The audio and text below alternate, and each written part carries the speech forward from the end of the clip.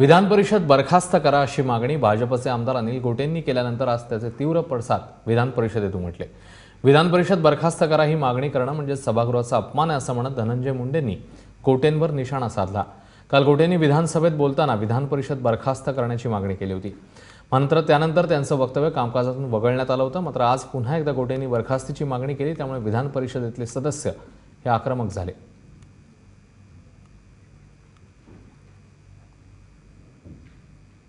अनिल गोटे यांनी नेमकं काय म्हटलेलं होतं आणि धनंजय मुंडे यांनी त्यांना कशा प्रकारे विरोध केलाय बघूया। आम्ही 3.5 लाख मतदारांमध्ये निवडून येतो।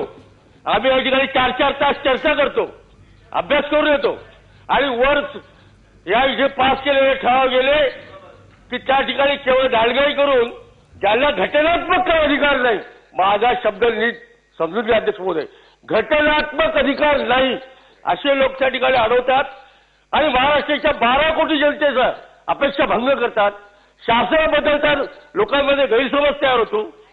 अध्यक्ष महाराज, याला कुठेतरी अटकाव घातला पाहिजे।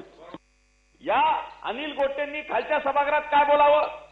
मी आज पुन्हा विधान परिषद सभेमध्ये वरिष्ठ सभागृह, त्यांनी नाव स्वतःचं घेतलं, मी अनिल गोटे विधानसभेचा सदस्य असं बोलतो सभागृहामध्ये की वरिष्ठ सभागृह बरखास्त करण्याबाबतचा मुद्दा उपस्थित करून जो मुद्दा काल उपस्थित केला त्या मुद्द्यावरती मी ठाम आहे। ही एवढी हिंमत होती सभापती महोदय?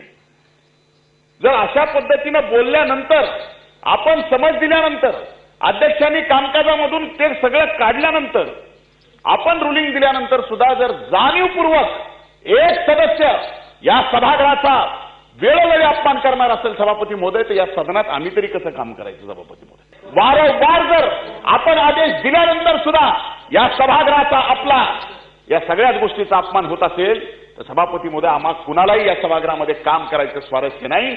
या बाबतीत शासनाने काय ते निर्णय घ्यावा, या बाबतीतली भूमिका शासनाने स्पष्ट करावी सभापती महोदय। तोपर्यंत या सदनामध्ये कामकाज होणं, या सदनाचा अपमान होईल सभापती महोदय।